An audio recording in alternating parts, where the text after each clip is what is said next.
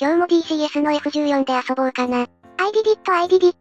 なんだなぜ英語。やりきったは本当にやりきったのよ。だから何をだ。マリサ覚えてないの。何のことだかさっぱり。何それ。F14 に乗って PVP で勝てないから、私に後部座席のレーダー迎撃士官をやれと言ったでしょ。ああそんなこと言ったな。でもそれは2ヶ月前の話じゃなかったっけ。だから2ヶ月必死こいて勉強したんじゃボケー。本当にすまない。すっかり忘れてたよ。もういいわ。尺長くなるのも嫌だから本題に入るわよ。結論から言うと F14 はすごいわよ。後部座席の正式名称であるレーダー迎撃士官、通称リオ。この役割と知識を得たことによって、F14 トムキャットの真のポテンシャルを引き出すことができるわ。ほうほう。なるほど。でも、DCS には操作してくれる AI 通称ジェスター君がいるじゃないか。そのジェスターがポンコツだからレイムがやってくれと言ったじゃない。思い出したそうだった。バグなのか何なのか知らんが、正面にいる敵機に対して STT ロックを指示するも、永遠とできないと言われて切れてしまったのだよ。その後、機銃掃射を受けてしまい、なんとか飛べて戦えたにもかかわらず、ジェスター君があっさりイジェクトしたのを見て、こいつとはもう飛べないと思ったのがきっかけなのよ。それは大変だったわね。PVP で F14 で戦うのは正直きついし、海外の掲示板とか見ても強い論調はないよね。すぐにロックが外れる。アビオニクスが古すぎる。肝心のフェニックスミサイルは全く当たらないとか、散々な書かれような掲示板もあったわ。まさにその通りなんだよ。ひどい時は数時間 PVP するも、フェニックスミサイルが一発も当たらず、一方的に撃墜されて終える時もあったよ。それも今日までよマリサ。優秀なリオになるべく2ヶ月間の訓練を終えて、今から F14 に乗って PVP で大暴れするわよ。おいおい大丈夫か？自分も散々 F14 に乗って PVP で戦ったが、正直 F16 やミグ29が強すぎて、F14 なんかいいかもにされちまうのがオチだぞ。ジェスター君と飛んでるうちはそうだろうね。そこまで言い切るのかすごい自信だなレイム。なんだかもう一度 F14 で戦えるような気がしてきたぞ。もう超やばいわよ。むしろ PVP は F14 じゃないと面白くない。と、思えるくらいのレベルなのよ。マジかよ。では早速2人で PVP サーバに行こうよ。オッケーよ。その前に最低限パイロットと共有すべき、前提知識が必要となるから、最初は簡単な解説をしていくわよ。単刀直入に言うと、リオが必要とされる知識量は膨大でかつ、とても十数分の動画1本でまとめるのはきついけど、PVP 戦闘で活躍できる知識や戦術を、濃縮して端的にまとめて伝授するわよ。それは本当にありがたい。けど、プレイヤーが2人必要ってことになるのかな？前席のパイロットと後部座席のリオで。安心して。投稿主はロンリーソロパイロットなので、ソロプレイを前提としたスキルを伝授するわよ。パイロットとリオを1人2役でやるなんてできるの？結論から言うと余裕のよっちゃんよ。まずは習うより慣れよね。解説しつつ PVP 実践で進行すればわかるわよ。では、早速本題に入っていくわよ。オッケーよ。その前にこの動画は DCS や F14 の最低限の操作や知識があることを前提にしており、DCS やフライトシミュレーション自体が初めての方には、極めて難しい内容となっているので、とりあえず F14 を飛ばしたいただ自由に空を飛べるだけで OK。みたいな方は、別の投稿主様が素晴らしい動画をアップしており、そちらを参照していただければ幸いです。この動画は F14 のポテンシャルをフルに引き出し、PVP で限界まで活躍させることを目的としている。つまり一部のマニア向けのマニアックな内容ってことね。その通りで間違いないわね。でも、迫力あふれる戦闘や撃墜を、たんまり載せてるのよ。とても面白い動画に仕上がってるわよ。本当に楽しみだよレイム。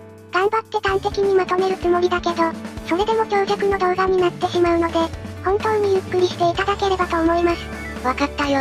それでは、ゆっくりしていってくださいね。トム・クルーズとなんだ？リオとして知識を得るための、有用な書籍やガイド、マニュアルを端的に紹介するよ。トップガンデイズ？これは実際に F14 に登場していた、リアルトップガンで教官まで務めた、本物のリオによる書籍なんだ。そんな書籍があったんだ。この書籍を執筆したリオはデイブ・バラネック氏、コールサインはバイオ。なんなら映画トップガンの仮想敵機ミグ28にも登場して、映画撮影までこなしたリオなんだよ。確かに右の写真にはミグ 28F5 が写ってるね。めちゃくちゃすごい人なのがわかるよ。この書籍がすごいのかい？この書籍もすごいけど、このバラネック氏が携わったリオガイドがあってね。それがダントツで良いので、正直これだけ読破すれば OK なのよ。フライ&ワイヤという DCS 動画を投稿している方が、実際のリオの知識や体験をもとに作成された、800ページにも及ぶリオガイドなんだ。それはまた膨大だな。しかも当然全て英語よ。ちゃんとこのマニュアルを読破した上で、この動画をアップしていることだけ伝える必要があったの。確かに、知識やスキルのソース元は重要だからね。DCS の F14 は実際のパイロットと、度重なるテストや検証を得てリリースしており、実際に F14 に登場していたパイロットに DCS の F14 を飛ばせたら、本物の F14 だよ、と言わせてるくらい忠実に再現して作られているんだ。だからこのマニュアルも本物のリオによる監修があっての内容なため、高い信頼性と確かな知識が得られるというわけか。その通り。つまり変な書籍や動画を見て、ハリボテな知識でこの動画をアップしていない。ということを伝えたいだけよ。オッケーよ。ちなみに別の DCS 用のマニュアルもあり、こちらも合わせて読むことをお勧めするよ。こちらはマニュアルだけでなく、様々な解説動画もあるので、余裕があれば見てみると良いかな。まあ、マニュアルを読まずこの動画だけ視聴しても、十分戦えるよう伝授するのでついてきてくれ。つまりこの動画を視聴したら、みんなグースになれるってことだな。そういうことよ。しかし、アンソニー・エドワーズ、かっこいいわね。マーベリックばかり着目しがちだが、実際はグースの役目も大きいということなんだね。正直言うと、持論だが、むしろリオの方がはるかに重要だと思うわよ。それマジなのか？ぶっちゃけ DCS はリアルフライトシミュレーターなので、トップファイトになることは稀で、ほとんど BVR 戦闘がメインであることから、中長距離戦になることがほとんどで、中長距離ミサイルをメインで扱うリオが、戦闘面の8割を担ってると思ってるわよ。トップファイトになればパイロットの技量が問われるが、ライバル機の F16、F18、ミグ29、フランカー等、F14 を上回る性能を有している機体が溢れているので、PVP で F14 を活躍させるのであれば、むしろトップファイトは避けるべき戦術なの。確かに PVP では F16、ミグ29、そしてフランカーばっかりだもんな。今述べたライバル機には、F14 より優秀な短距離ミサイル、アビオニクスを備えており、様々な検証の結果、トップファイトは基本的に不利であり、期待値が低い戦術であると達したよ。そしたらどうやって勝つんだ？フェニックスミサイルは当たらんし。実はその当たらない、フェニックスミサイルの運用がキーなんだよ。嘘だろ。これから紹介する戦闘や戦術は、すべてフェニックスミサイルだけしか利用しない。スパローミサイルは？あんなセミアクティブレーダーミサイルなんて、控えめに言ってもゴミでしょ？ゴミ言うな湾岸戦争で大活躍したミサイルだよ。ごめん。少々言い方がきつすぎたよ。でも、PVP でスパローミサイルのキルログ見たことあるか？ないね。つまりそういうことだよ。なので、これから先の説明だが、すべてフェニックスミサイルだけになるのでよろしく頼む。オッケーよ。次はレーダーやフェニックスミサイルについて解説するね。よろしく頼む。よし、頑張ってリオのスキルを身につけるぞ。目指せグースだな。最初はグースじゃなく、ズースターみたいになるわよわら。そんな予感がしてきた。何しろ F14 のアビオニクスは60年代の設計であり、現代みたいな OS やコンピューターがないため、ほとんどが機械式制御であることから、単純なスイッチ形式のボタンが無数にある。単純な数だけでも数百個はあるからな。でも、実際に PVP で使うのは限られてるから、慣れれば全然苦にならないから安心して。では、次の解説を始めるわよ。イエサー。フェニックスミサイル。ここからは技術や知識フェーズになるので、極力無駄なく端的に説明するわよ。フェニックスミサイル基礎初級編。フェニックスミサイルは4種類あるのだが、PVP で利用するのは AIM54CMK60 だけよ。他にもシリーズがあるが、気にしないでよいのね。その通りだ。一応単純な違いだけ説明する。着目点は主に2つある。1つは AIM54A と AIM54C の違いについて。違いは長距離誘導性能が AIM54C の方が圧倒的に優れている。具体的に頼む。AIM54A の誘導方式は主に2種類だけ。最初は簿記によるレーダー照射で誘導を行い、ミサイルが敵機に近づくとアクティブに切り替わる。スパローと同じだね。AIM54C はそれに加えて管制後方誘導が追加され、中長距離の誘導精度と信頼性がアップしている。管制後方誘導？聞くと長そうなので控えるが、どう優秀なんだ？フェニックスミサイルは長距離で、運用する都合上、ミサイルの誘導時間が長くなる。その間に敵機が ECM や、ビーム起動により、簿記によるレーダー照射が外れることが多々ある。管制後方誘導があると、ロックが外れても、敵機との距離を記憶しており、再ロックするまで誘導したり、ミサイルがアクティブになるまで誘導してくれるのだ。めっちゃすごいじゃんそれ。ただ、あくまでも補足的な機能であり、簿記によるレーダー照射による誘導が前提だよ。初心者向けな抽象的な表現になるが、多少ロックが外れても誘導してくれる的な機能かな。なるほど、了解よ。二つ目は AIM54 の後の MK47 と MK60 の表記について、ミサイルのロケットモーターの違いを表しているのよ。性能差を端的に頼む。AIM54MK60 は MK47 より若干スピードが速い。しかしブースター射出時間が3秒ほど短い。戦闘面の影響は中長距離ではほぼ性能は一緒。短距離では MK60 の方が速いので優れてる。そのため、短距離の性能に勝ってる MK60 を選択すべき。MK47 の方に何かアドバンテージはないのか？一応あって、ロケット燃焼時の煙が少なく、敵から発射したことを悟られづらい。しかし大体のサーバで上空に雲があり、煙を気にするような環境が少ないことと、フェニックスミサイルの運用の性質上、雲の上の高高度から発射することから、煙の影響でミサイル発射がバレることがないため、少しでも短距離性能に勝る MK60 を選択すべき。了解よ。そのため、基本的な PVP ロードアウトは、上記のように AIM54CMK60 を6発搭載ね。オッケーよ。次の説明が初級編最後の内容になるが、最も重要なことなので覚えてくれ。了解。それはフェニックスミサイルは、22マイル以上で撃てば神21マイル以下は微妙ということだ。それは知らんかった。具体的にわかりやすく頼む。これについては動画で見た方が早い。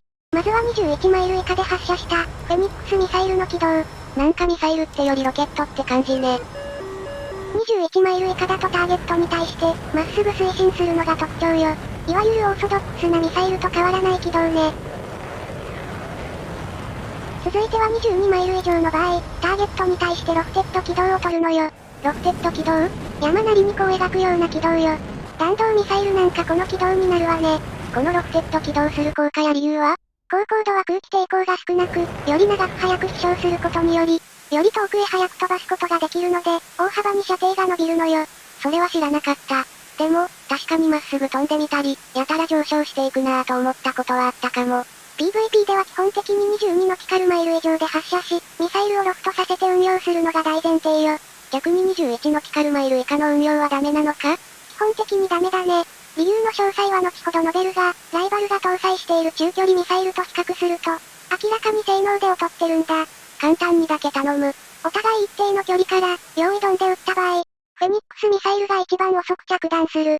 それは意外な結果だ。あれだけロケットモーターが燃焼するのに。残念ながら検証の結果が出てるのよ。よし、このミサイル初級編は終了だ。了解。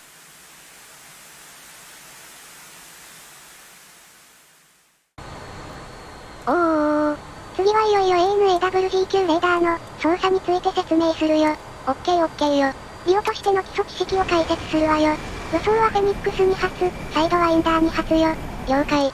レーダーを使って敵機捕捉も解説するので、約100マイル先にフランカーを配置したわよ。いきなり光線か？いや、あくまで捕捉ミサイル発射までの流れだけで、それ以上はここでは述べないわよ。了解。出た、映画でも見た古代の遺物だ。映画でルースターが驚いてたシーンね。まずは DDD ね。通称、ディテールデータディスプレイ。なんとなく感覚的にわかるかも。レーダーが受信した内容を可視化するディスプレイかな。この丸いディスプレイは TID、通称タクティカルインフォメーションディスプレイ。次はレーダーモード変更パネルの説明。メインで使うのは RWS と TWS オートだけで、とりあえずこれだけ覚えておけば OK。了解よ。まずは TID から行こうかしら。TID はその名の通り、レーダーで受信した敵や味方含む、あらゆるデータを可視化して表示するディスプレイね。説明してたら早速航空機を検出して表示してるね。このマークが航空機？その通りよ。現在は RWS モードで動作しており、これは索敵するモードでメインで使う一つだよ。基本は RWS で索敵なので、戦闘以外は RWS と覚えておいて。了解。喋ってたら70マイルまで敵が近づいてきたね。駆け足で行くわよ。この斜めの線はレーダー喪失受信の限界角度よ。この左右の車線内にレーダー喪失反射を受信しているわ。続いては TWS モードよ。TWS は攻撃時に使用するモードで、フェニックスミサイルで攻撃するときは、この TWS 一択になるので絶対に覚えておいて。TWS って何？トラックホワイルスキャンの略よ。とても便利なモードで、航空機を検出したらすぐに、自動ロックオンしてくれるのよ。多数の目標に同時にロックオン、ミサイル発射ができる優れた攻撃モードよ。この HCU でこの棒線をクリックすると、選択した敵の距離がわかるわよ。次はレーダーアンテナ向きの変更操作方法についてよ。このノブを上下に回すことでレーダーも上下する。このインジゲーターがレーダーの上下の角度を表示してるのよ。戦闘中は頻繁にレーダーを操作することから、操縦桿の上下キーに割り当てるのがおすすめよ。確かにいちいちこのノブを回す操作は煩わしいね。次は左右の操作について説明するわよ。今操作した左にあるノブで、左右に照射角度を変更するのよ。これは TID を見れば一目瞭然でわかりやすいね。続いてレーダーの左右の照射角と、上下の検索角を説明するわよ。先ほど操作したそれぞれのノブの下に、調整するノブがあるわよ。了解よ。おすすめの角度とかあるの？当然状況によって異なるが、初心者なら基本的には広角の方が良いと思うわよ。オッケーオッケーよ。基本的な解説はとりあえず以上ね。なんて喋ってたら警報が鳴り始めたわ。これはスパイクされて、警報が鳴っているのかな？その通りよ。正面に配置した敵機が接近しているので、ちょうど良いから TID で補足されるのを確認するわよ。この HCU で敵機にカーソルを合わせて、距離情報を表示してみましょう。あ、全席でフェニックスミサイルを選択するの忘れた。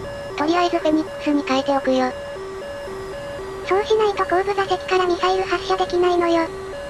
覚えておくぜ。そして、この脅威防線が点滅したらロックオンしており、ミサイル発射が可能よ。早速 TWS モードからミサイル発射するわよ。ボックス3。今回は21マイル以下で発射したので、ミサイルはロフトせずまっすぐ推進してくわよ。確かにミサイルが上昇する軌道ではないね。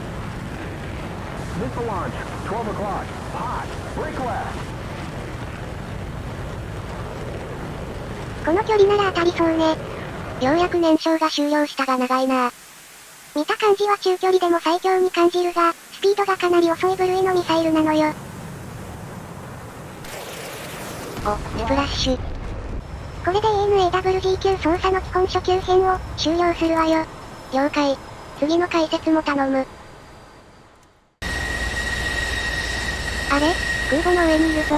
ここは PVP できるサーバで、早速実践するわよ。まだ、初級編を得たばかりじゃないか？だらだら長い解説もあったし、今得た知識で PVP した方が覚えるのも早いわよ。私が全て指示するから、マリサは操縦だけに集中すれば OK よ。了解。パイロット側は自分で、リオはレイムが担当ね。そういうことよ。さすがに戦闘中は私たちの顔は邪魔になるので、一旦画面から消えましょう。オッケーオッケーよ。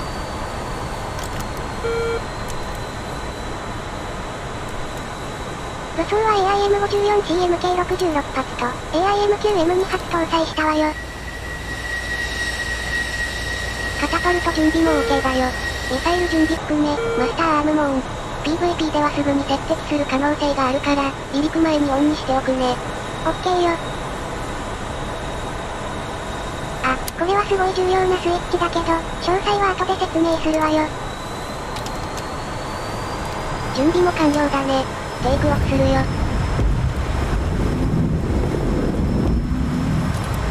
早速だけどこのままアフターバーナー全開で、高度35,000フィートまで上昇して。それはいいけど、アフターバーナー全開で35,000フィートまで上昇したら、かなりの燃料を消費するぞ。言ってることは理解するけど、F14 で PVP で勝つには高い運動エネルギーが必要なの。いいから自分の指示を信じて操縦して。了解。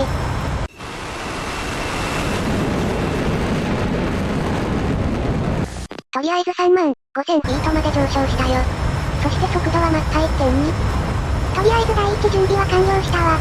そしたら今度は速度を維持したまま4万フィートまで上昇して。あれは味方の E3 じゃないか。ちゃんとお仕事してね E3 さん。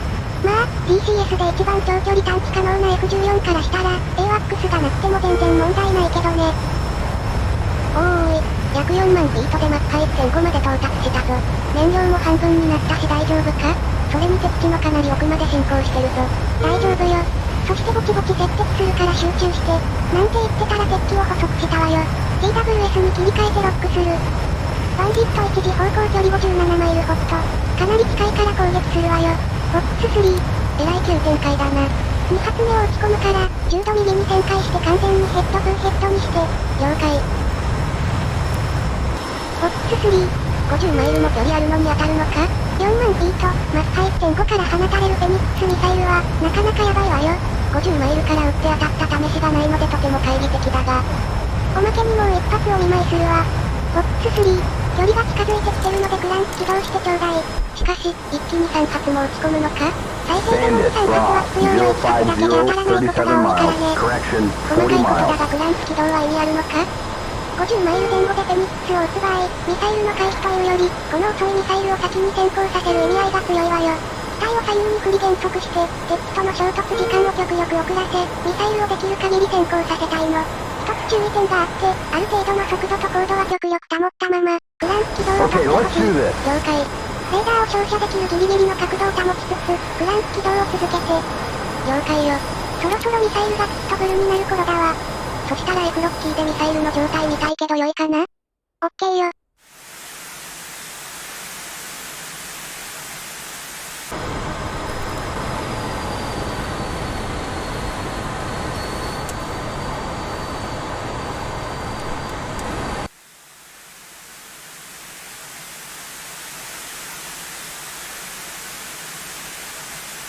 反応しだした。ちゃんと誘導できてる様子ね。ミサイルのエネルギーも十分だし撃墜は十分にあり得るわよ。敵はホーネットさんですね。おー、言ってくれー。はい、スプラッシュ1。やったー。ちょっとうるさいわよ。たかが一気落としただけで騒がないで。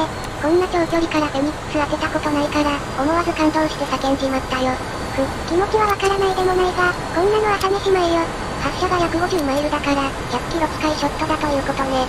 燃料もだいぶ減ったから、一度帰還してマリサ。敵機の最奥地にいるし早々飛び立ちするわよ。了解よ。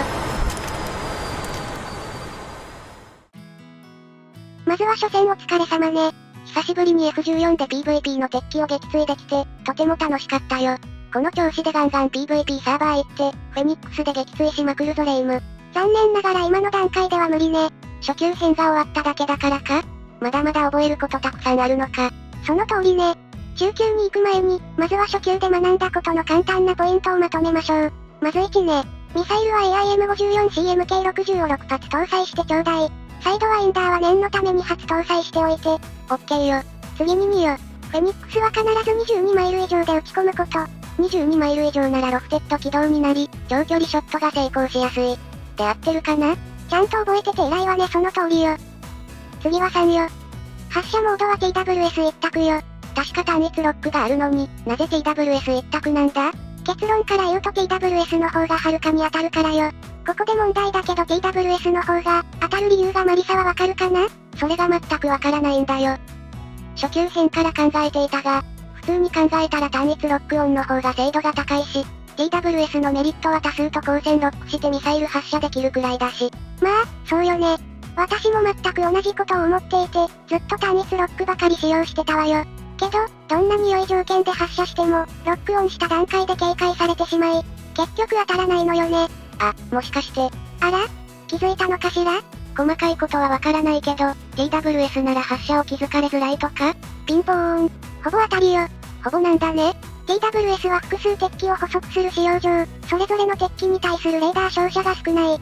つまり少ないレーダー照射でロックするため、敵のレーダー警報機が鳴らないのよ。STT ロックだと単一目標に1点レーダー照射だから、確かに捕捉された側は警報機が鳴ってしまい、すぐにロックを外す軌道を取られてしまうんだね。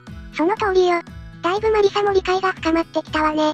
ただでさえこの遅いフェニックスミサイルで、早期に警戒されたらまず当たらないのよ。なるほど、だから TWS 一択なんだね。ちなみに TWS でフェニックスを打ち込んで、敵が気づくのはどのタイミング？フェニックスが敵へ接近してピットブルになったらよ。通常は10マイルでピットブルになるので、そのタイミングでミサイル警報が鳴るわよ。ミサイルや敵機の環境によって大きく変わるけど、警報が鳴ってから30秒前後でヒットするわよ。となると単純計算で回避時間は30秒程度あるのか。次の中級編で解説するが、実はこのピットブルの時間を変えることができるんだよ。え？そんなことができるの？単純にピットブルを限界まで遅らせたら、ミサイルがギリギリに近づいて警報が鳴るわけだから、回避する時間が少なくなるわけだよね。次の章で解説するが、なんと、6マイルまでピットブルを遅らせることができるわよ。それはヤバタニエン。その代償としてギリギリまで、簿記でレーダー照射し続ける必要があるので、回避行動が遅れることから大変危険でもあるわ。とにかく次の章で説明するので、今話した内容だけは忘れずに覚えておいて。オッケーよ。次は4だけど、これは書いてる通りよ。むしろこれが最低条件で、速度や高度は高ければ高いほど強力になるわよ。では、ぼちぼち長くなってきたので、一旦初級編は終えるわよ。オッケーオッケーよ。しっかりこの動画の内容を復習して中級編に臨んでね。了解。